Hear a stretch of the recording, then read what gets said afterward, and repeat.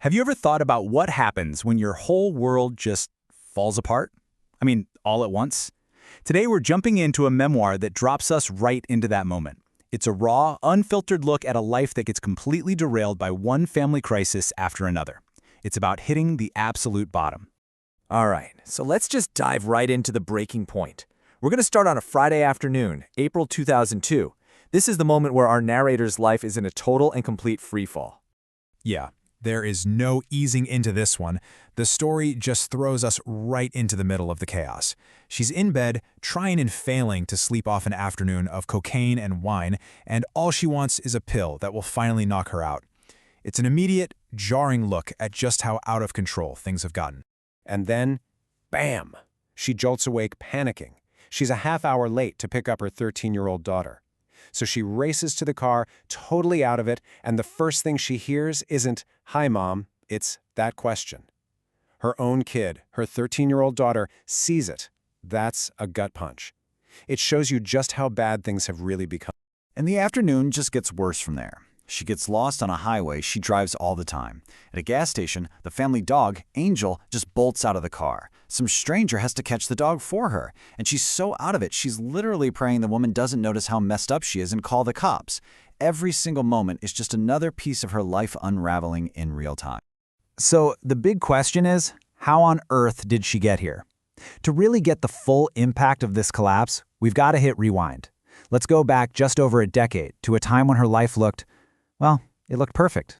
And the contrast is, whoa, it's jarring. In late December of 1990, her life is basically a dream. But just a few weeks later, in January 91, the foundation of that dream just starts to crack. Think about the most perfect Christmas you can imagine. That was Christmas 1990 for them. Her husband Barry and their two little girls, Willow and Dixie, are making dessert. He pulls out this incredible, rare bottle of wine he's been saving.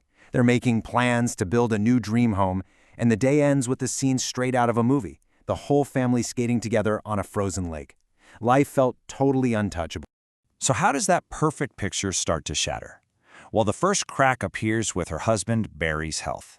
And it all kicks off with something so small, something you'd probably just ignore. It starts with a sore knee after a Paul Simon concert. No big deal, right?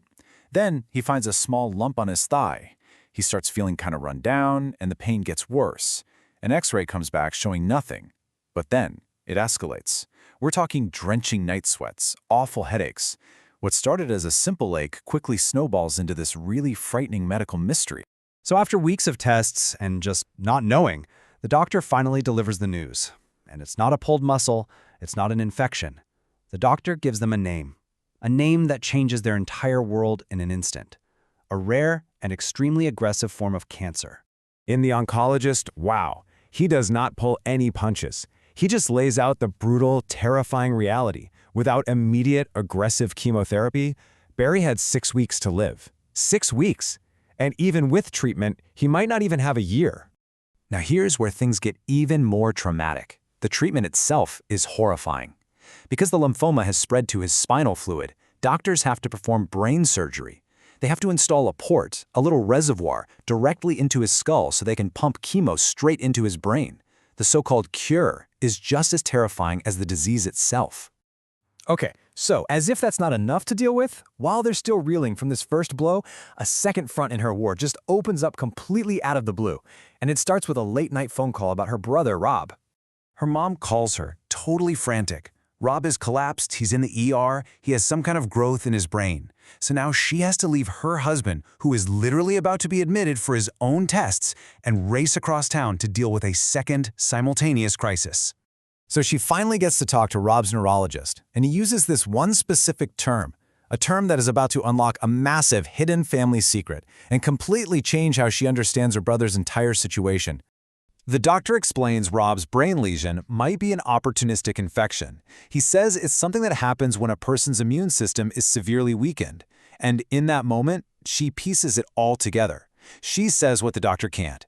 That's what happens to people who have AIDS, isn't it? Rob's gay? And the doctor confirms it. A huge secret kept by her mother and brother for years is suddenly just out. And this isn't just one crisis, it's a complete avalanche. It turns out Rob doesn't just have HIV, he has full-blown AIDS. That growth in his brain is an infection. Then, shortly after he's released, he attempts suicide. She gets him to the ER, and the staff basically dismisses it. They tell her they need the bed and she should just take him home. The system just completely fails him. So all of this leads to a truly impossible situation. The narrator finds herself fighting this devastating war on two separate fronts. She has no training, no help, and absolutely no end in sight.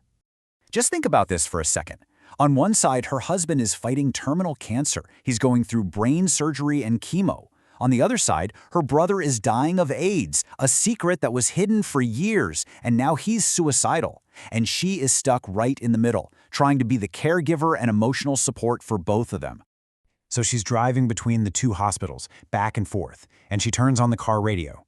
The news is all about the start of the Gulf War, all these reports of bombing and chaos overseas. And in that moment, the war on the other side of the world becomes this perfect, terrible mirror for the private war that's completely taking over her life. And that's where this part of the story leaves us. There's no easy answer here, just a really profound, unsettling question. When you are caught in an impossible storm of grief and trauma, when you're watching the people you love most just slip away, what does it actually take to endure? How do you even keep going?